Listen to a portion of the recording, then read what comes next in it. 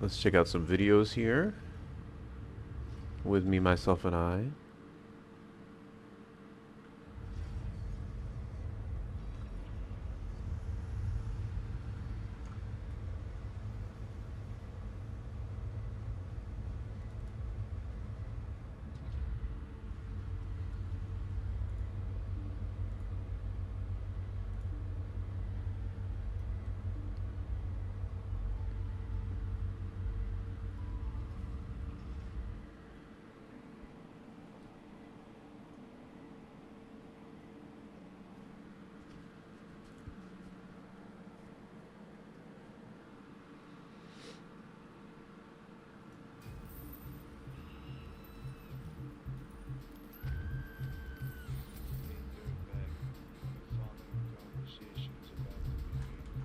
Introducing Lex Crusher, the only action figure that packs a pow.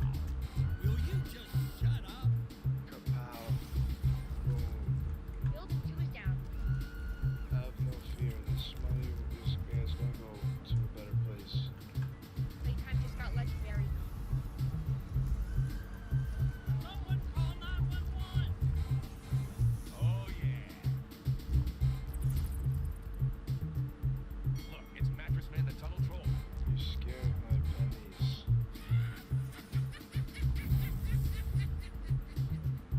Hey, ow. Oh, ouch. Ow. I got the tail. It's time for Max Mayhem. Grab your battle today.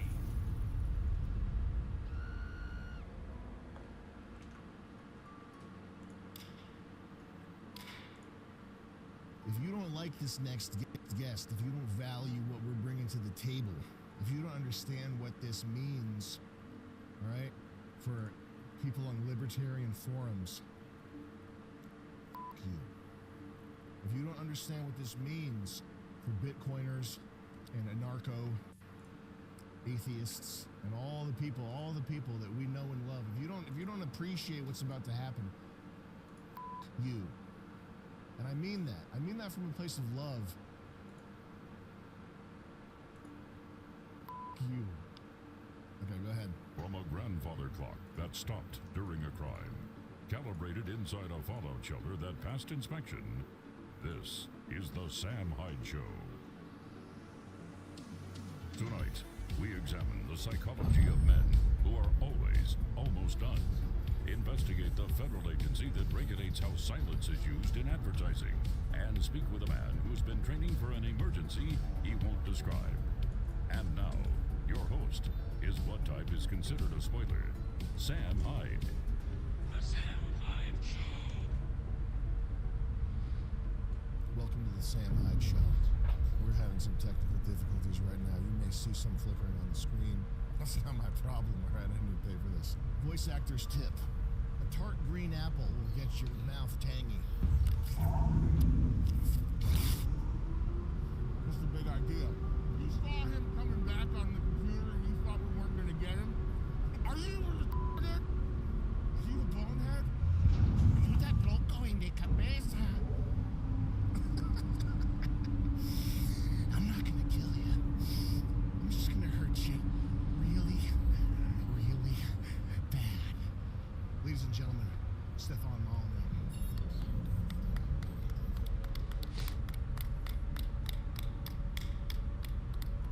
I'm back in the saddle again. I'm back in the saddle again. The two people clapping sounds more pathetic. Don't do it. Back in the saddle again. You don't understand, man. I've been waiting for this moment. Sorry. Please let me have peace. Please let me die in peace. That's a show record right there. That is not how you want to start your show. He's the founder of Freedomain, known for long-form philosophical debates, controversial cultural commentary, and more recently for focusing on family, parenting, and what it actually means to live a moral life in a collapsing civilization. Some call him Stefan, Steph, Molyneux. Personally, I call him Hero. Ladies and gentlemen, Stefan Molyneux. Thank you for being here, Steph. Thank you for the invite and the very kind words. Thank you. This is a paid advertisement for Chalk. You're gonna sit there and listen. It's 30 seconds long. This is a good company, so we're doing a serious ad. I talked to the CEO on the phone and had a good conversation. This stuff is made in America with American customer service. The ingredients are hot water purified. They're third-party tested. This is a high-quality supplement. I did feel a boost with this. The point is not take this and become a different man by Thursday. The point is support. Energy support, drive support, stress response support, recovery. And it honestly feels better than placebo. That's as hard of an endorsement as I'm willing to give, but it is realistic. And that's more than you can say for a lot of these things, man. Go to chalk.com. That's CHOQ.com. Use code SAM for 35% off.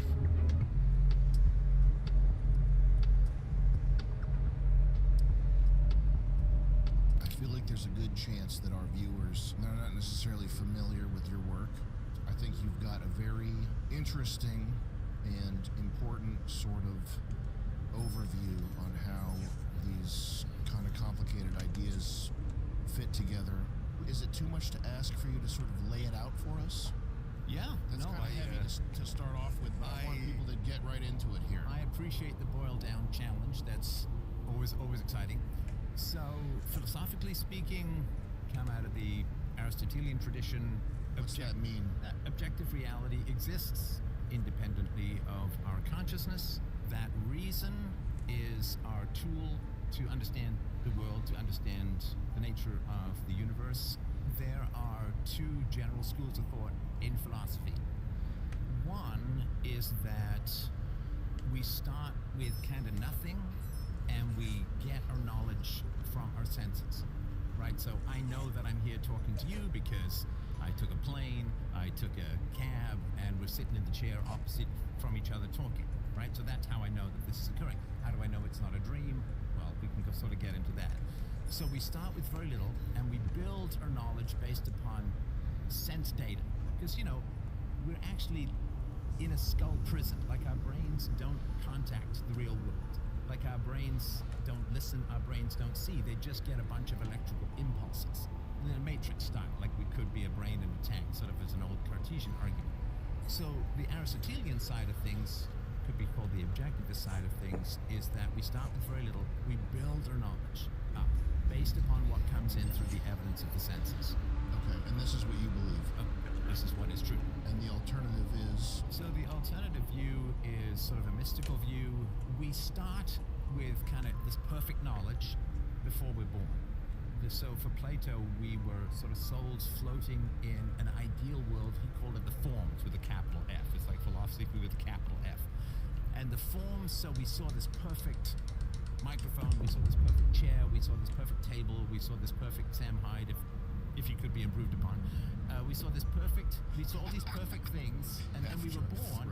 And how do we know what things are? Because we have this memory of all this perfect stuff we saw before we were born, that we start with perfect knowledge, and then we have to kind of regain that.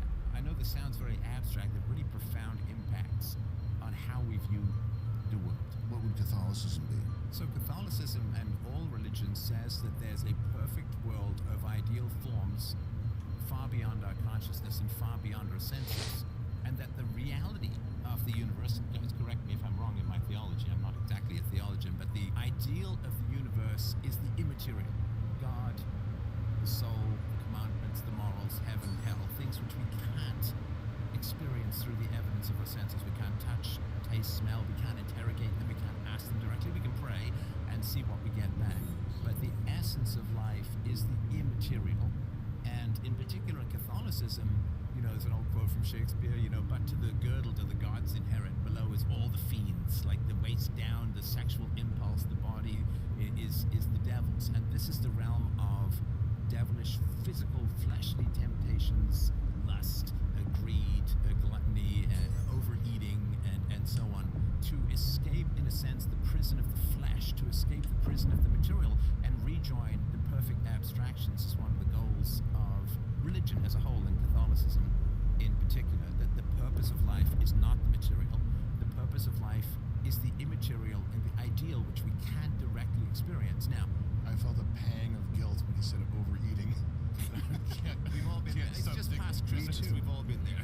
I feel personally attacked by that. Rivera, the first part of what he said, does that hold true, or is this... No, I was surprised because from my knowledge, and I'm not a theologian either, but one of the misunderstandings is that we're just a husk, and that like the material world is like evil and bad. That could be a evangelical or Protestant sort of thing. I'm not familiar with, but I think that is like a heresy to think that everything physical is evil and wrong and to escape it, because we are meant to. Well, no, because the body is the creation of God, for Right. sure. So it's not that everything the material is evil, but the flesh tends to pull us down towards the baser lusts. Like all the 7 deadly sins are all based upon the body, to a large part, mostly based upon the body.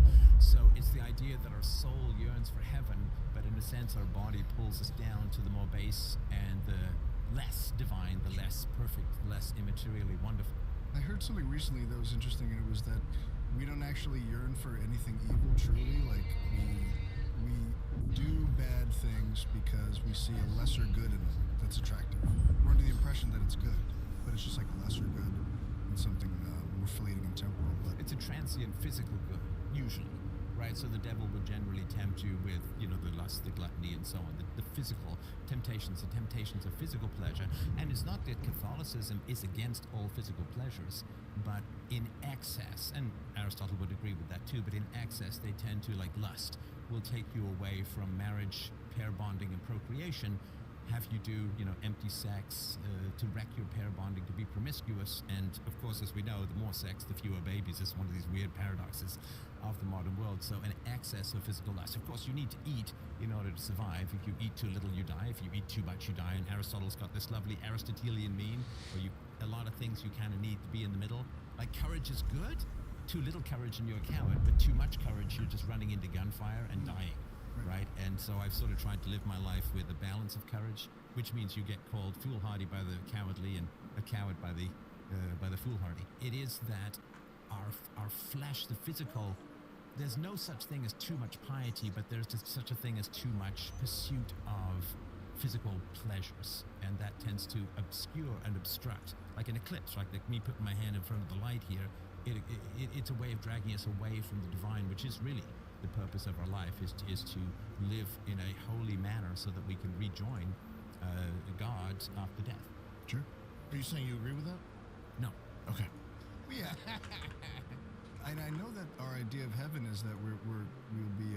Let's not get too deep into that. First, the main distinction is between only having the data that comes from your sense organs and having to build up from there versus there's a world, there is stuff outside of us that's imperceptible, that is, it doesn't exist in this physical reality in a measurable or And observable it's more way. important. And is what? More important. Yes. It's more important.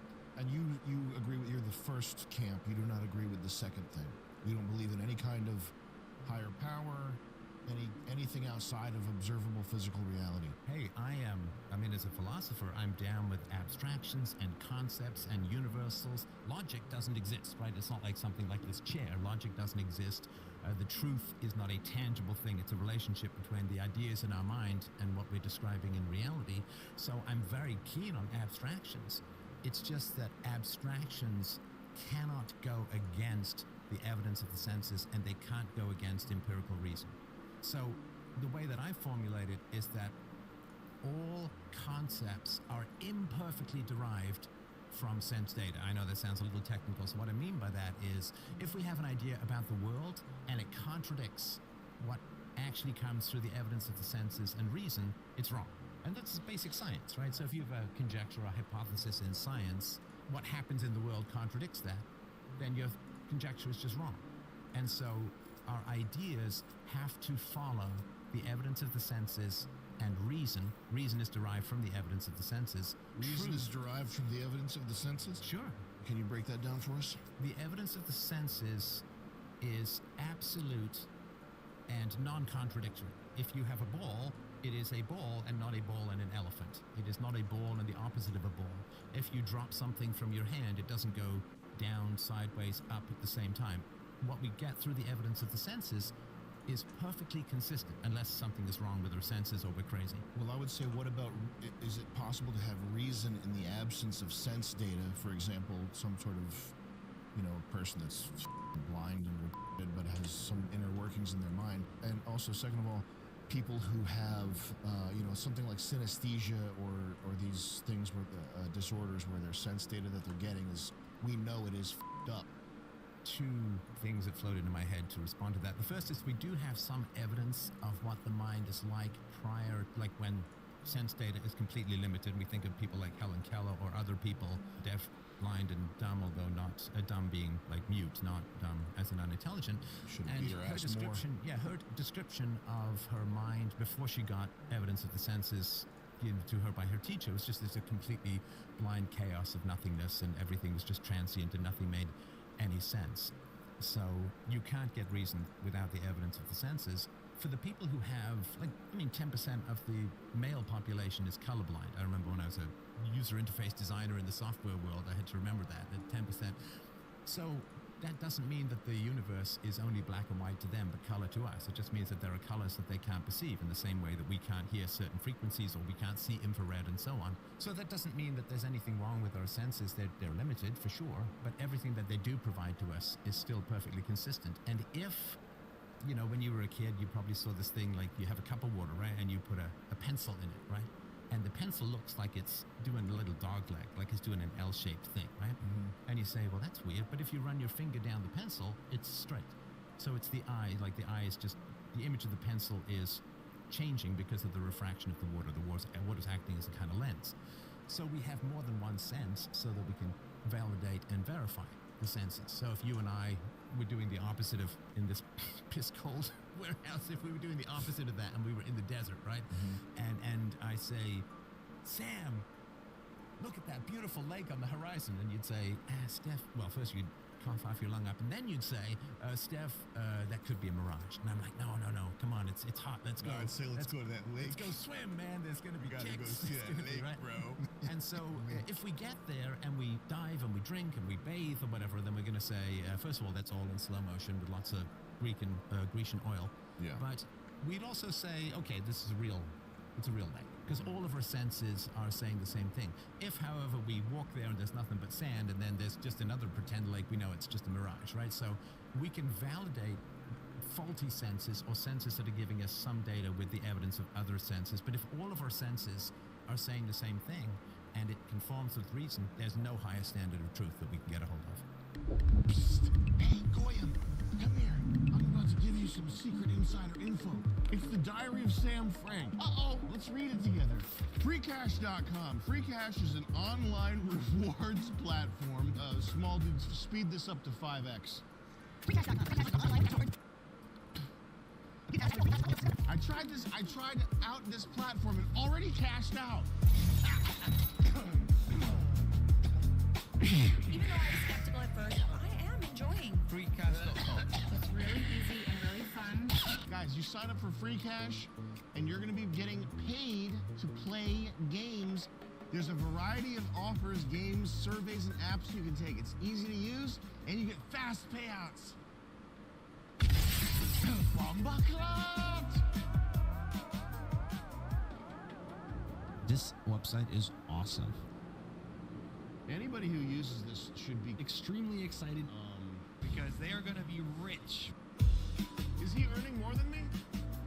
Is he? Oh, man, Ryan's earning more than me? Now it's a contest to see who can earn more.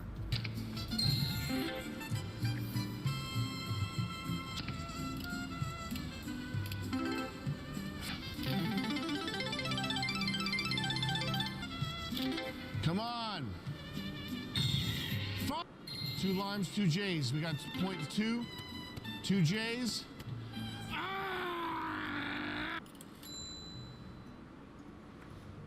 $10.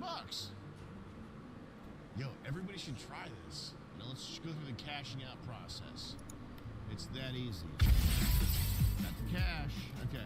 If you guys don't go to freecash.com, I'm going to Be very disappointed. You were a Friend who I love. You exist to be Earning money by playing video games, YOLOing, and getting quick payouts. Do you understand? You're a gamer at freecash.com. It's really fun. তো অপ্রাসঙ্গিক কথা বলা যেটা হয় এই অপ্রাসঙ্গিক কথাগুলো আপনি দয়া করে এক্সপান্ড করবেন। Are you tired of being broke, Goyim? Freecash.com.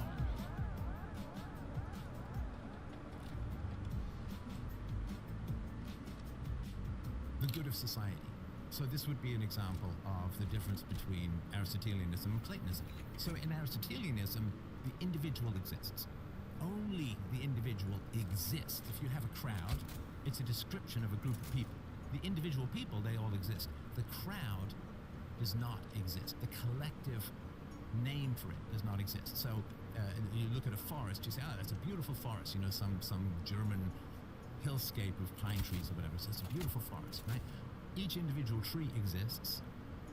The forest is a concept. The concept exists in our mind as a descriptor of a group of trees, but it doesn't exist. And the reason why this is important, Sam, is that when they say the social good that you have to sacrifice yourself for, there's no such thing as the social good. There's the good of individuals, but there's no such thing as the social good. Collectives are used to crush you because you're told, well, there's a larger good, a greater good, a social good, a country good. You have to sacrifice yourself for the nation or the tribe. And so if the concepts are more important than the individuals get crushed and ground under by these giant concepts that don't exist. Is it not possible to have a collective descriptor like a nation or a race that functions positively to protect the people that descriptor contains? Yes, but like all powers, it gets corrupted. So you could say, oh, well, we have this tribe and we've got to do things for the good of the tribe. But because there is no good of the tribe, and this sort of comes back to the religious question, right? If you could talk to the good of the tribe, let's just say one guy, his name is Good, and he's the good of the tribe, and you can say, okay, is this good for the tribe? You can cross-examine him and so on. But the good of the tribe, because it doesn't exist, you need an elite class of people to tell you what the good of the tribe is, and then they can make you do stuff for the good of the tribe. Think of the First World War. Well, to save civilization, it's the war to end all war. You've got to go and march off into gunfire or get shot by your sergeant if you don't put your head over the side of the trench. So because the good of the tribe, the good of the nation, the good of the group does not exist, you need people who say, oh, I know what that is. Like, oh, I know what the good of the group is. And of course, what does it always turn out to be? That the good of the group said by some guy is always, always, always the good of the ruling class, is the good of the people in charge, what's best. If people are going to say, this is the good, I need to be able to interrogate it. I need to be able to cross-examine it. I need to pull that Socratic reasoning out of my armpit and lay it on that person. But the collective good, it has to have someone to speak for it, and that person is always corrupted by that power. I understand that if power exists, you would want to corrupt it. You would want to infiltrate it, sort of surreptitiously take the reins, and that there's always going to be people who are parasites and have kind of beta male strategies for ascending the hierarchy. I don't know if that negates the idea that that there are like nations and peoples who have this kind of interest in protecting themselves, though. Well, sure. Listen, there is the groups of people who absolutely need to band together to protect themselves, and they should do that, but not according to mysticism, not according to a wisdom that nobody can interrogate or cross-examine, that is held by one or a small group of elites that then just have to tell you what to do, and they have this big giant ghostly club called the common good, the social good, the good of the nation, or the state. Just a minute, gotta put some grip tape on my other stick. Gotta grip them up. Grip them up. They can't claim some abstract social good. They've got to make a rational case in an objective sense. Let me know if this is true. What you would want to see is a world where people are kind of atomized individuals and they don't have any kind of collective identity. I don't think that's possible. I mean, we're a tribal species, right? Mm-hmm. So I don't think it's possible for there to be atomized individuals. What I don't like, though, is when people say, let's say race, right? So race is a big topic in the world, of course, at the moment. There are certain, haplogroups and there are certain genetic commonalities to various different races, as I've sort of talked about for many years. So race describes objective genetic differences between different groups. That is an objective scientific metric, and those people will have something genetically in common. and they may want to work together, whether black, white, or Hispanic, or whatever. They may want to work together for their collective goals. But I don't want somebody to say, well, I represent the race, or what are the, in La Raza, there's an entire group of Hispanic advocacy called La Raza. I don't want somebody saying, well, I speak for the race, and you have to do what I say because of this magical concept called the race. If somebody says, well, I want to organize for blacks or Hispanics or whites or whatever, I want them to make a rational case and not have a big giant ghostly club that makes them right no matter what because they speak for the race. They just have to make a rational case for their goals or plans. It would be like if there was a court case and I said, well, I have an invisible judge who's going to tell me whether you're innocent or guilty. Like, nobody would want to design a legal system like that, right? My invisible judge friend will tell me whether you're innocent or guilty. That would be lynching or something like that, right? So you'd want to say, if there's going to be a court case, you need to have witnesses, you need to have evidence, you need to be able to confront your accusers and ask them the tough questions and cross-examine witnesses and so on. And so with Platonism, you end up with this invisible judge friend who's going to tell you what's right and wrong, and everyone else just has to kind of go along with it or fight you like crazy, which is obviously quite dangerous. So what I want is that people can make the reasoned case, but they don't get a giant invisible friend that tells them that they're right, that I just have to believe or take them on in some sort of armed combat or something. I think if I were black, I would just look for the leader and I would be like, yeah, that's my dude. And then I would just be good to go. You know what I mean? If I were black, I would just find whatever the strongest, richest, whoever had the most watches on. With glasses. And I'd be like, yeah, that's my boy right there. Yeah, let's do this. All right, we taking over. We good. And then I wouldn't think about it. That's very dangerous, right? That guy, Because if he's black. he has the giant invisible friend called the race or the country or... You gotta rep your race. But if somebody says, I'm right because of some giant concept that you can't question... Is that giant concept race? They could claim to do it in the name of race, or in the name of the nation, or in the name of a class, Yeah. or in the name of the Democrats, or the Republicans, or the liberals, or whatever it is. So if they say, you can't cross-examine me in a rational context because I have the good of the nation on my side, Yeah. that's just a big giant club to Well, silence what if they say people. you can cross-examine me? Great. Because I'm repping this race and I'm on top and I'm leading my race. Then you can cross-examine them, but they can't claim to be right because of a concept, because of some abstraction that you can't question. Well, the rightness is just like, we gots to get ours and be up there. And it doesn't, I don't know if it even matters if we're right. As long as we eatin'. Honestly, what I would say, and this is it's not a joke, I would say it don't matter if we're right as long as we eatin'. Well, of course. I mean, that's how the animal kingdom works. That's how most of humanity works at the moment. Mm-hmm. However, I would say that if you take away the invisible friend that makes me right, it's a lot tougher for people to dominate others.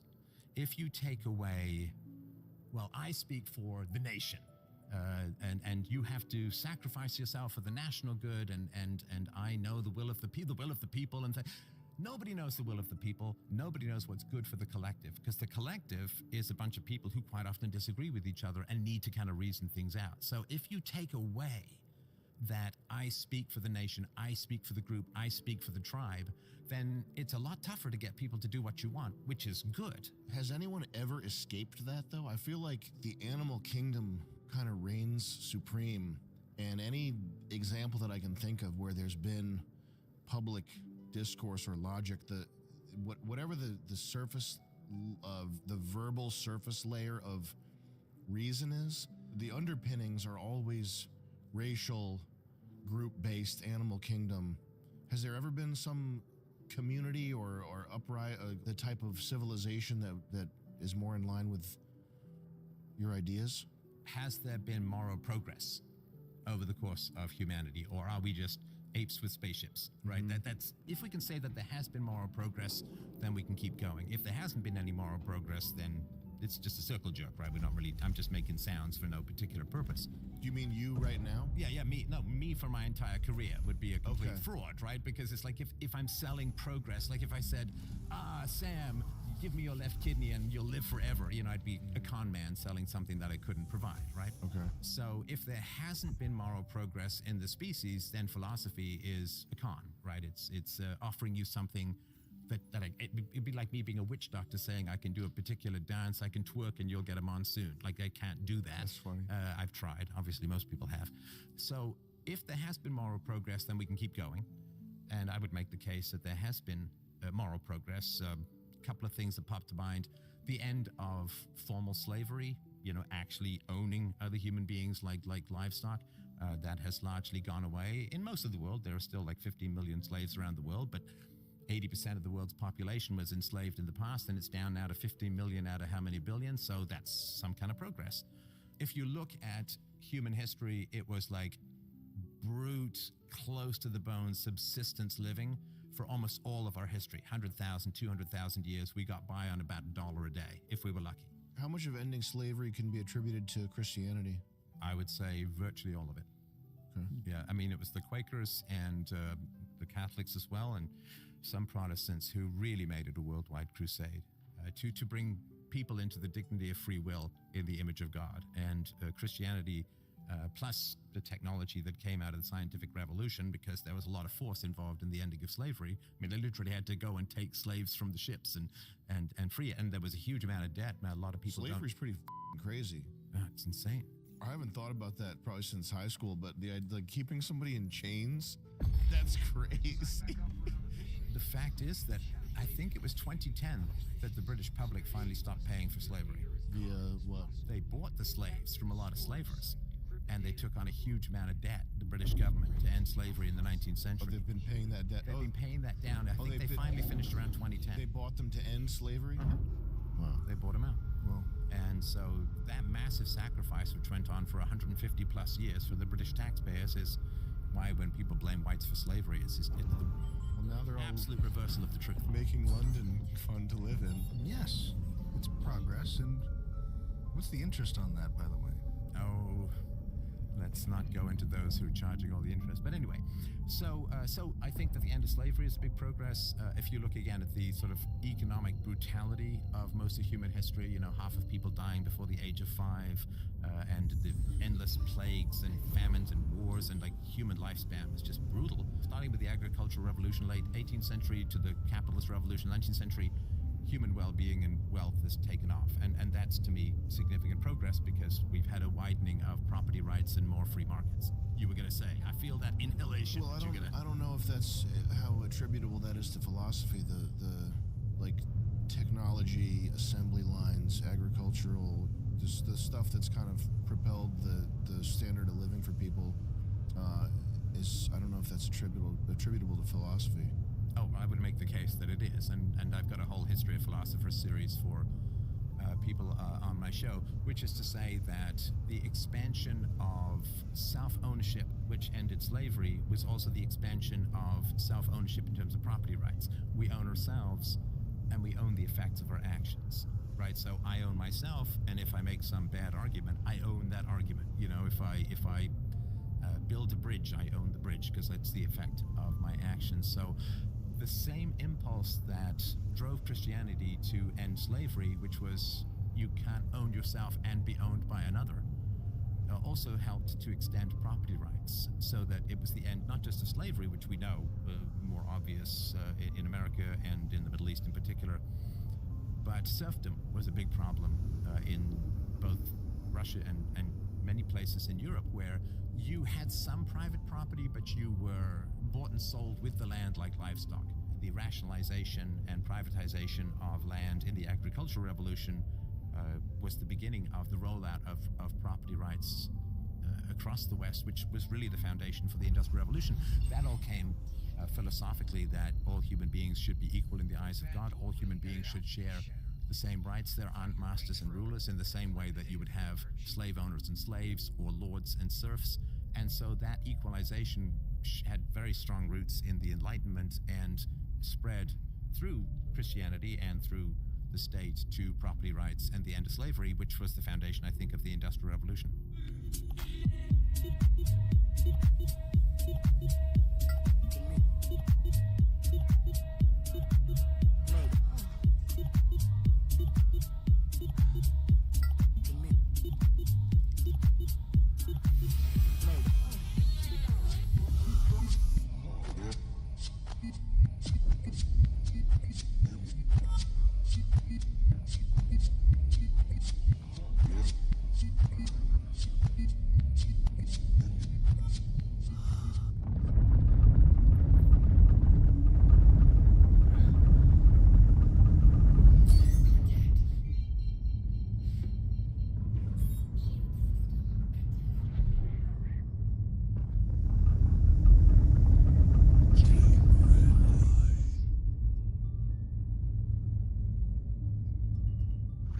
does sound like God is pretty integral to this process here. How do you kind of reconcile that with your own religious views, or lack of religious views, or however you would characterize that? Godlessness. How do you reconcile things? Well, because if God were to give somebody a vision that says 2 and 2 make 4, that would not be wrong, right? They still need to prove it.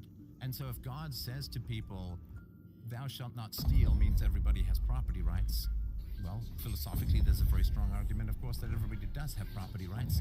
So if correct philosophical conclusions come out of religion, that's a plus. I mean, it's the old argument for me, at least. It was like if you have an illness and there's a doctor who writes down the wrong medicine, but it turns out to be the right medicine for your illness, hey, you're happy you're cured, right? So that's kind of, in your view, what has happened. Philosophically, human beings have the same properties and the same characteristics. That's how we know that they're human beings and not, apes or pigs. And philosophically speaking, that's the case for self-ownership and property rights. If a religious person, if a Christian says that all human beings are equal in the eyes of God, that's, for me, a poetic and quite beautiful way of saying what is philosophically true. And if Christians really work to achieve that in the world, which has been an amazing and beautiful progress in humanity, the fact that they've done a lot more good than most atheists have done means that they have an energy and emotional driving passion behind the equality that they believe all human beings have in the eyes of God. Because God being eternal, omniscient, all good, all humanity is like flat relative to the glory of God. So there's an equality there because you're so far from the perfection of God. Like in an infinite length, being taller or shorter doesn't matter. It's infinitely small.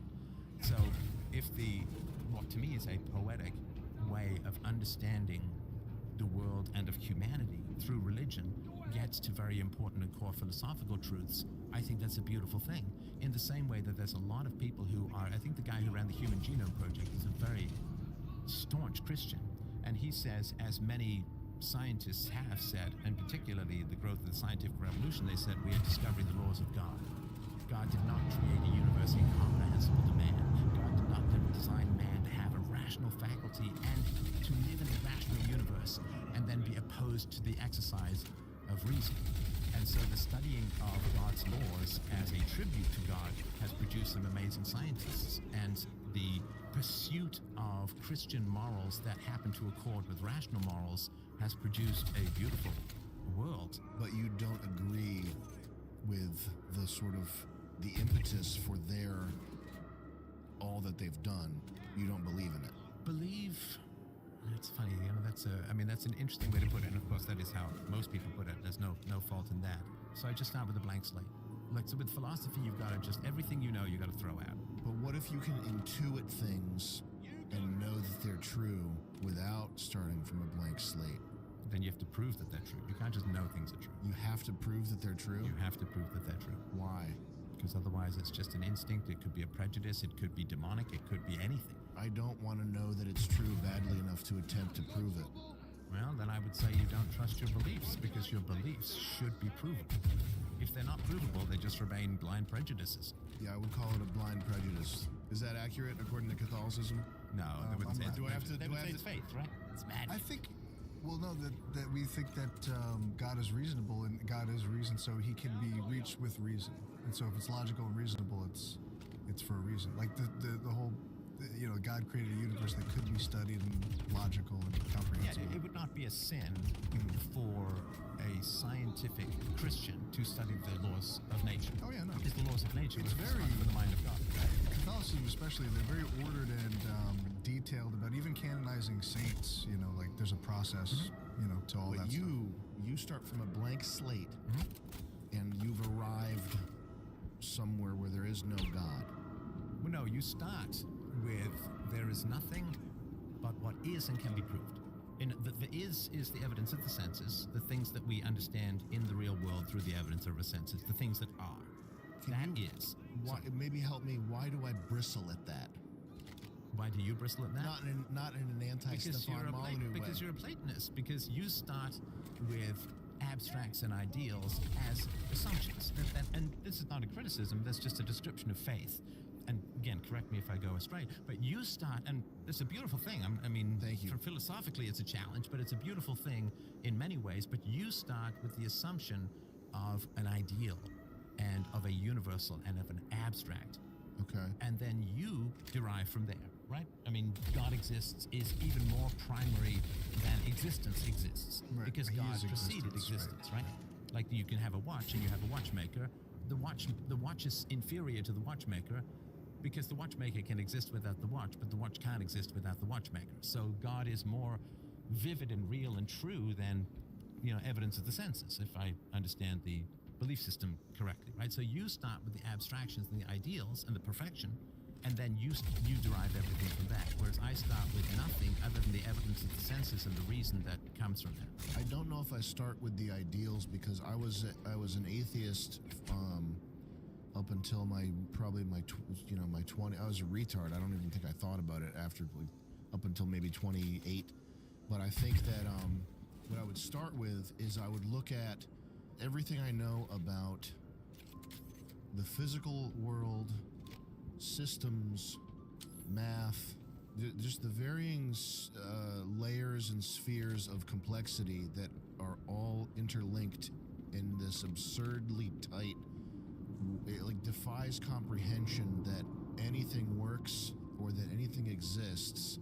I would look at that, imagine that this sprung from nothingness or just exists somehow without some type of design, is not retarded but super retarded. Right.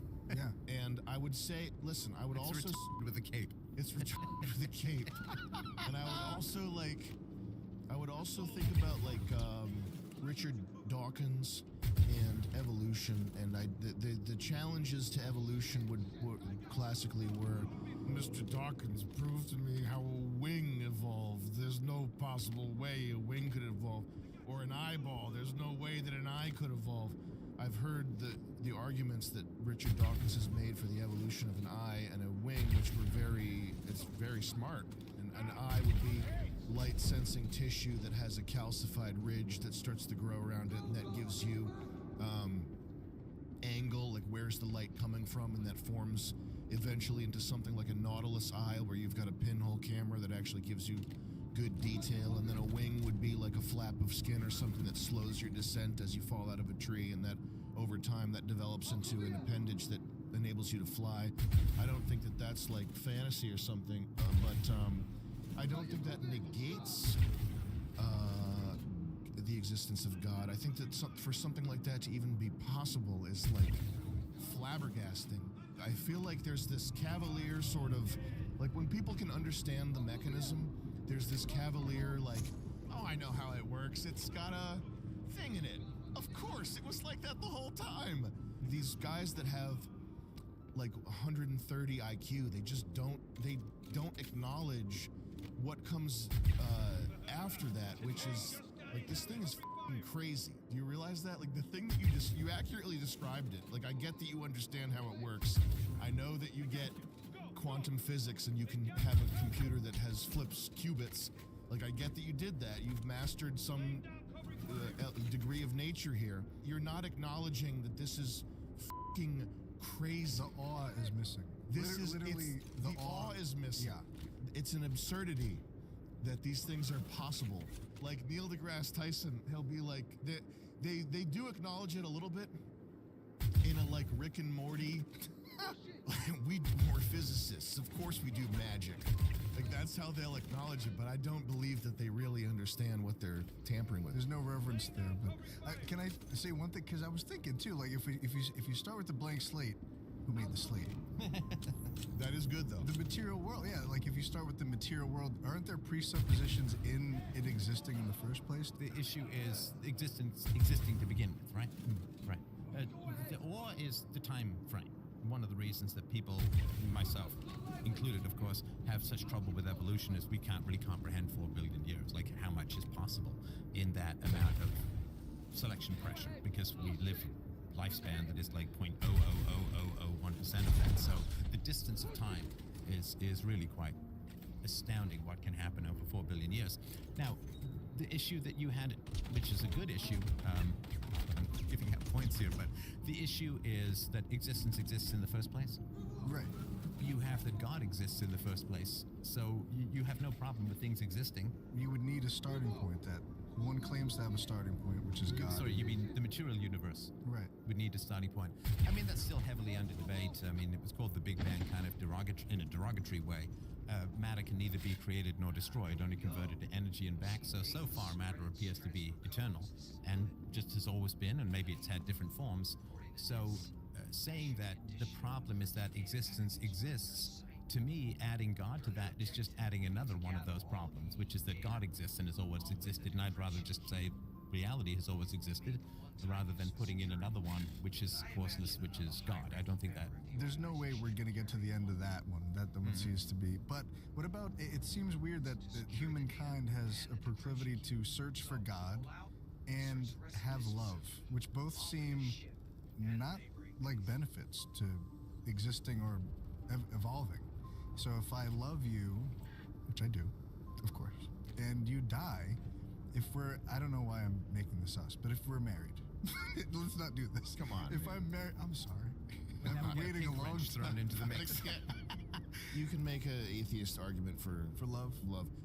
So pair bonding is needed for the raising of children and the transmission of culture. If my wife dies and I mourn her the rest of my life versus just going back at it, reproducing.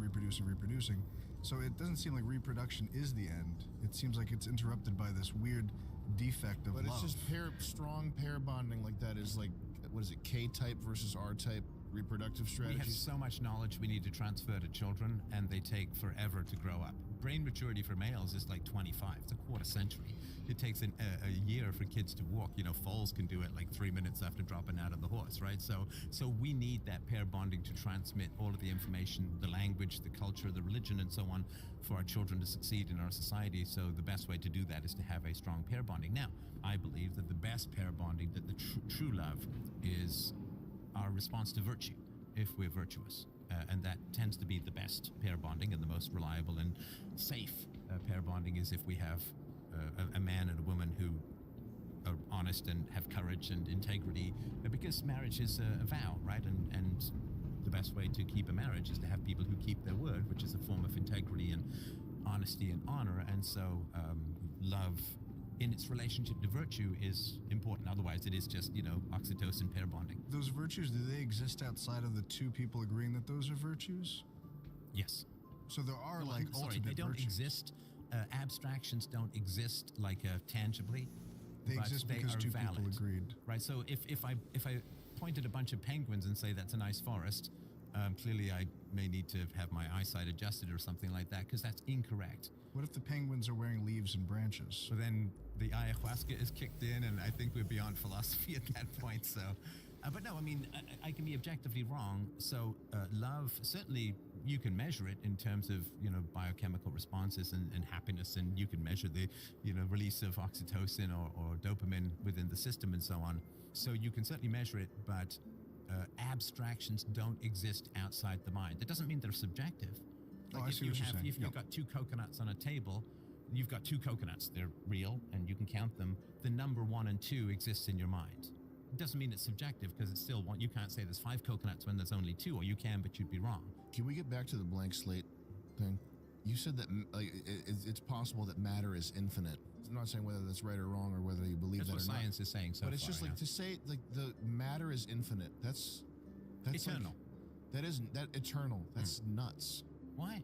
Just because of God. What's the difference? awe and the heaviness of it. Why? To think about matter being eternal is just, it's just a heady concept. So the bits of you and I were stars 1.5 billion years ago or whatever. what that makes me want to ask you though is do you have a guesstimate or an idea or a notion of things like why we're here, how it started? You don't believe there's any.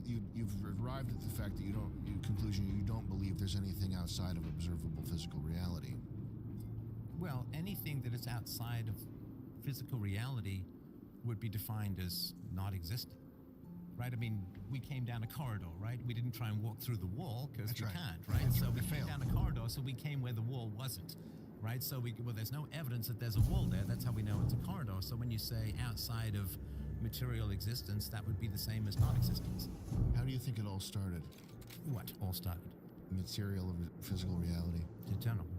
It's eternal. Do you think there's any reason why we're here? Well, you'll have to hate to be that annoying guy, but you'd have to define your terms. What you mean by reason why Well, we're so here? there's the reasons why we're here. We can make up reasons on our own, like we want to collect Xbox game points. I would say that if you you've dedicated yourself to virtue. Could we say that? Would we say that? Yeah. Virtue and reason. Yeah, so the general formulation is reason leads to virtue, leads to happiness. Okay. And so is it ultimately the leading to happiness that you're interested in? I mean, happiness is the end goal of most of our purpose, right? So, I mean, happiness is the one thing that you do. You don't do it for the sake of something else, right? So, most people, why do you get up? Well, I got to go to work. Why do you have to go to work? Well, you got to make money. Well, why do you have to make money? Well, you got to spend money, right? And when I spend money, I'm happy, or at least I'm not anxious. So happiness is the one thing in general that we do not for the sake of something else. That's sort of the end purpose or the end point. So those are your reasons for existing. Is that accurate? Or Well, again, tell me what you mean by reasons for existing. The reason I exist is my parents had sex. Okay, so what I mean is you're like, could I call it the purpose of your life, or would you say that that's procreation or something like that? No, the purpose of my life is maximum philosophy, which means do enough philosophy that you make a difference, but not so much that they just kill you, right? Because that's generally what happens to philosophers who go that little bit too far, right? So to me, the purpose is sort of maximum philosophy, which means, walking that tightrope, that balance beam of saying enough truth that you have an effect on the world, but not so much truth that you have to be taken out. Which of course Jesus and Socrates and Aristotle and Charlie Kirk, sadly, and so on, definitely happens. Now, would you say that this is a purpose that you have created for yourself? Yes, I have created that purpose for myself because I would say that we are the only creatures that we know of capable of even conceiving of something like meaning or purpose. Everything else is just avoiding predators, trying to have sex and eat. Right, so that's all instinctual preferences, right? The rabbit doesn't want to get eaten. It doesn't even know why. It just has a fear response and it runs. And the wolf wants to eat the rabbit because it's hungry and it thinks it's going to taste good, which it's right about. So we are the only creatures that we know that can act above animalistic preferences, sort of base hormonal evolutionary programming. And so if there is anything that means anything to a human being, it is the fact that we are capable of asking the question of what is the purpose of my life and what is the meaning of my life. So you've created this purpose you've for yourself. Bigger picture, the purpose of reality or the reason for physical reality existing, you would say that there is none. The purpose of existing outside of what we generate for ourselves, is that what you mean? Sorry, I just want to make sure I'm clear about what you're asking. Just not even considering ourselves or human individuals, just existence. The reason that this stuff is here, there is no reason. There is no external reason that is like puppet stringing us. That we do have the challenge of figuring out what the purpose of our life is. And I think that the goal of philosophy is to give you a rational and moral purpose so that it's not hedonism, or so you're not lying to yourself. Not you particularly, but people as a whole.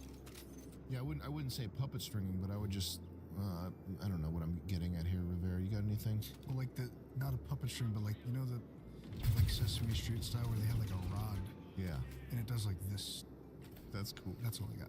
The purpose of the blank slates, how do we know what is true? So the first thing that we do when we're little kids is we have, things like object constancy. Like you roll a ball under a couch and the baby originally just thinks it's completely disappeared. After a while, it's like goes and looks under the couch and, dogs with Object balls would do the same thing. permanence. Yeah. So we start with we don't know anything, and then we build up our knowledge based on the evidence of the senses. And then we end up, and this is where the God part comes into me, and I think in a very powerful way, at least for me, is that we absolutely do partake of universal, eternal, I would argue, almost divine consciousness, because we have concepts, and concepts are true forever.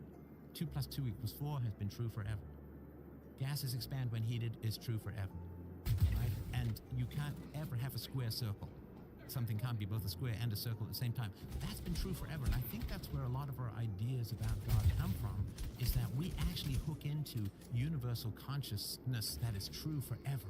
And that's why we think that there's a consciousness out there that is universal and perfect. No, not the God made, but what Pythagorean theorem has been true since the beginning of the universe, and Pythagoras now lives forever as long as there's people talking about it. Well, his concepts that he found that God made. Well, but what I'm saying is that one of the reasons why we think that there's a fragment of consciousness that's out there that's perfect and eternal is we actually get to participate that alone of all of the animals. We get to participate in that eternal consciousness through the incredible power of concepts. And that is all derived from the evidence of the senses, which God does not partake in, right? We cannot find. I thought of this creative little flourish. When you mentioned corridor, like we're walking here through a corridor, that like what makes an arch or a corridor, it partially the space that you can't see, you know, and so much like anything, that what isn't there and isn't visible is a part of the form of the thing that does exist materially. Well, and so maybe that. But the corridor is what doesn't exist materially. It's defined as the absence. I walked through it fair and square. No, but I mean, there's air there, but there's not a wall. Like, if you have an archway in a wall, you walk through that because that's where the wall isn't. So the archway is defined as that which is absent. It's a marker for something that is absent. You are correctly identifying where the wall isn't and walking through that, which requires the evidence of the senses and the understanding that you can walk through something that is not there. And you can't walk through something that is there like a wall. So the purpose, and we haven't got to the ethics and virtue stuff, which is fine, but the purpose is to say we get absolute facts about the material universe through the evidence of the senses. We use that to extrapolate universal concepts. The purpose of a human being has to be that which is most human. That which is the most human has to be involved in our purpose. And the most human thing we can do is create universal abstractions and reason. That is the one thing that we can do that no other creature can do. And the purpose of a thing has to be what only it can do. The purpose of a guy running in a running race is to run the race the fastest. And the guy's going to win who can do it best. And we, of all the animals, of all the creatures, can take sense data and create universal abstractions, concepts, hypotheses, reasons, arguments, debates. Only we can do that. And so if there's a purpose to humanity, it has to be that which is the most essential aspect of humanity, which is our ability to conceive. Sorry. But what if the purpose of the man running the race isn't to win? What if he wants to prove to his nagging brother that he can get off his butt and do something? And it's still an abstract purpose. Yeah. It's still not to win, but to show something to his brother, right? Forget your bad dreams. You only need one dream. And that is the American dream.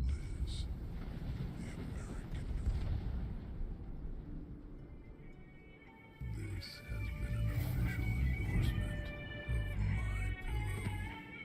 God bless the USA. Oh, I'm feeling a whole lot better now that we're underway with this project here.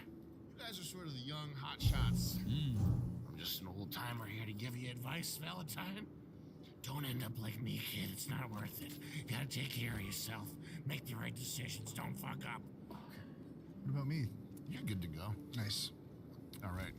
You guys go ahead. All right. Hi, nice to meet you. Nice to meet you. So I'm Amber, and I wanted to ask, my boyfriend and I both have ADHD. So when neither of us is having symptoms, great. When one of us is having symptoms, the other one can kind of be supportive. But if we're both like in it, how do you like support one another and like kind of get to a place of like functioning again where you're at least like not, you know, the house isn't a mess and What sort of symptoms do you have at the sort of height of the ADHD? So with him, like, he's like a chameleon where like he'll have something in his hand and he's like, how did I get this in my hand? And then can't find things and like stuff like that. With me, I also, on top of the ADHD, it's like complex PTSD.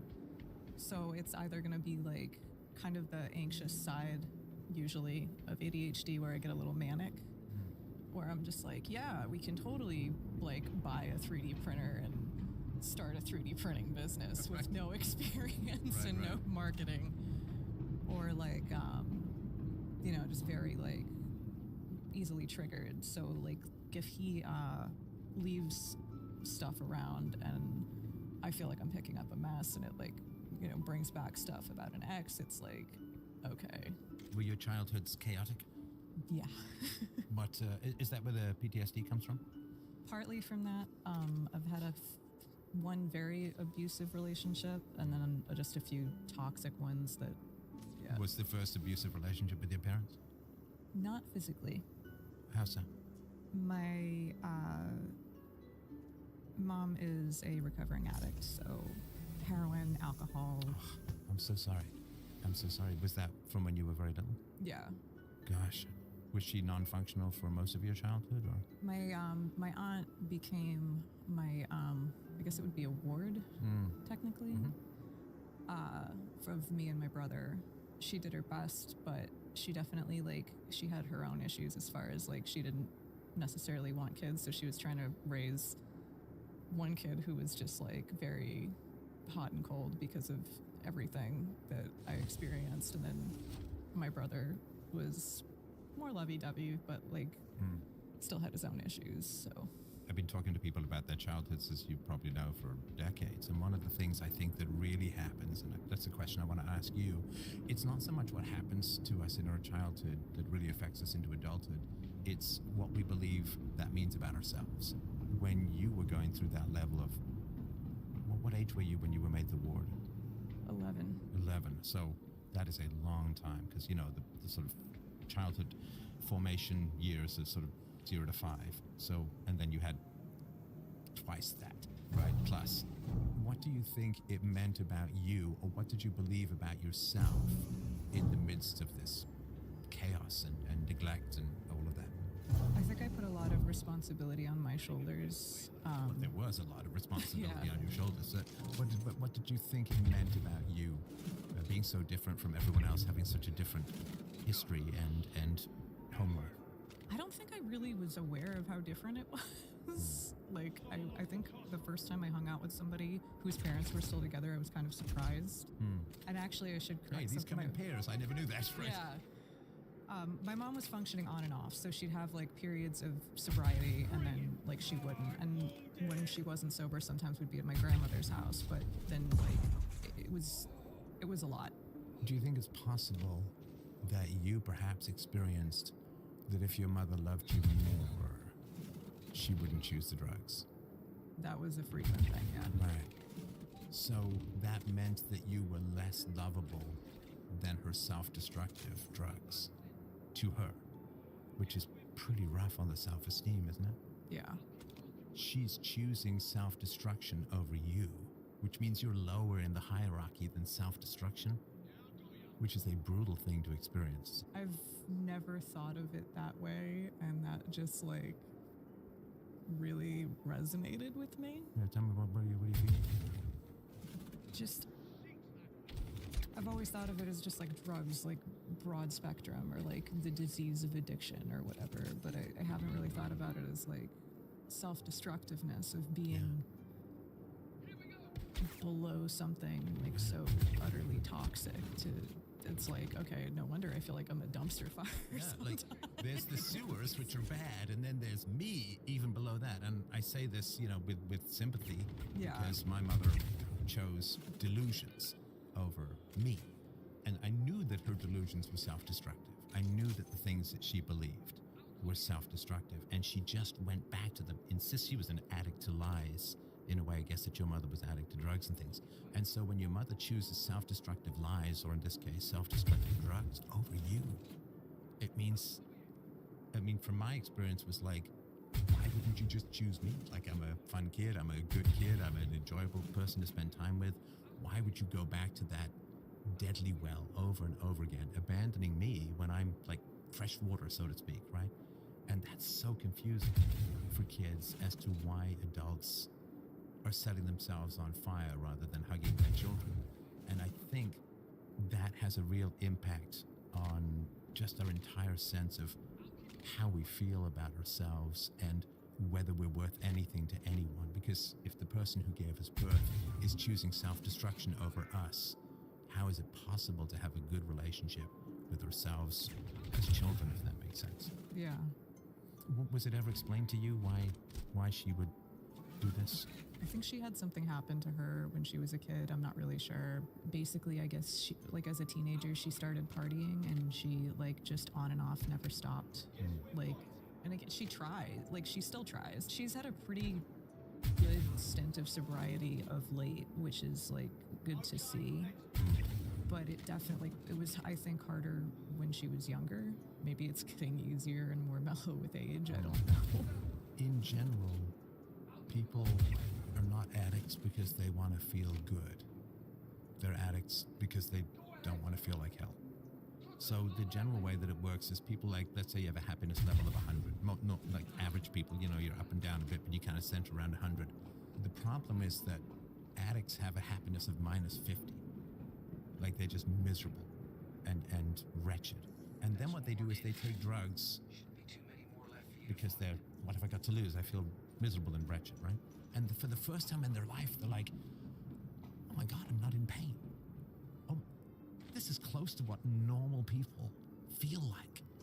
But then they crash and they're now no longer at minus 50, they're at like minus 70. So then they take the drug and they get to plus 60. That's the cycle that happens. And usually it comes from absolutely appalling early trauma. My mother's addiction to delusions came because she was a war baby, Second World War, Germany. I mean, just, I'm sure she was raped half into oblivion as a child, and sexual abuse is a lot of the foundation for why people do drugs, and maybe that's what was happening with your mother. But it is self-medication for horrendous amounts of early trauma, and it is to your credit that you have some ADHD, you have some CPSD, PTSD, as you say, but that you're not a drug addict, that you're not an alcoholic, that you're not, you know, a gambling addict or a sex addict or something like that. To your massive and absolute and amazing credit. It's a wonderful survival. And the reason I'm sort of asking all of this, I think that ADHD comes out of a certain inability to feel centered and at peace with yourself. And that's why I was sort of asking about the childhood, because we distract ourselves. You ever go to the dentist and they have the TV up there and you get really fascinated by like daytime soap operas because you're waiting for that, you know, this, please don't have a problem with my gums or something like that, right? Yeah. So we tend to want to distract ourselves when we're discontented. Not necessarily when we're unhappy, because sadness can be a rich and fine experience and all of that, but when we're jangled and discontented and negative about ourselves, we tend to want to distract ourselves. And I think that ADHD sometimes has a sort of essential component to do with we're dancing on Lego bits or thorns or something like that. And that's why I think the childhood stuff is really important. And you said you had these, I think you said 2 toxic relationships in the past, which I think would have to do with the feeling that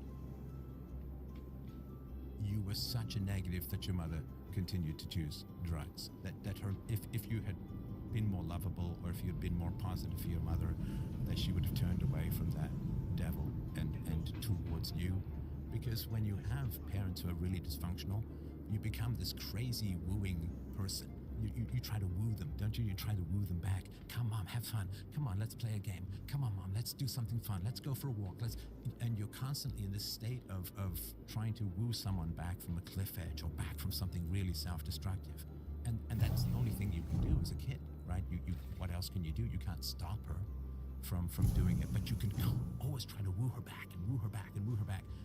That gives you a sense of will and control, but the problem is it comes at a great personal cost of self-esteem, because you're saying, I can do something to stop Mom from doing the drugs.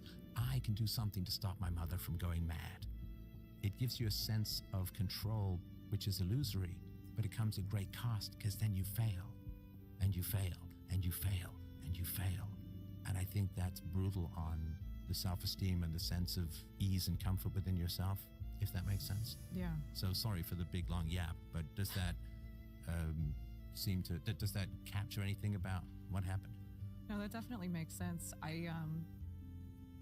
When she was around, like, she was very present. That's the weird thing about it. But when, like, when she would relapse, it was like, all right, going to grandma's house or whatever, But that would mean something to you, though, the relapse, because if in a sense you are partly responsible for keeping her sober when she relapses, that's a rejection of you, isn't it? What do you think that felt like, if that's a reasonable way to approach it? Probably, like, if that's like the echo of what I felt in the one really abusive relationship, probably just this sense of like utter, like, why can't you just love me? Right. What's the answer? Why can't you just love me? What's the answer that you have in your head as to why you can't be loved? The answer that I like now after years of healing, or just What did you have at the time? Why couldn't you be loved? at the time I thought there was something wrong with me. Okay, and what was wrong with you that you couldn't be loved? I don't know. Sure you do. Everybody has a thesis. I mean, it may not, I'm not saying you're lying, but it may not be present in your mind, but there's something about you that was negative for your mother in this. I'm not saying objectively, of course, right? You were just a victim.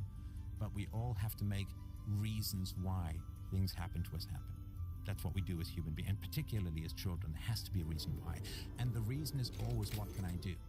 Because if at 5 or 6 or 7 you'd have said, well, I have no control over my mother, she's going to go back to drugs, my life is going to be hell and chaotic, you just wouldn't have been able to get out of bed. You have to give yourself a mission. You have to give yourself some control, some power. Like the people who live at the bottom of a volcano who can't leave. They imagine some dance is going to appease the volcano god. Like, they have to make up something. Can you imagine a child who could have, because you were trying at that every time, could you imagine a child who could have saved your mother? No. At the time, could you imagine? Back then. I wanted to. I didn't really know how, but What did you try? it's where like the OCD came in. It was one of those, like, she would go out and use drugs, and I had this one very erratic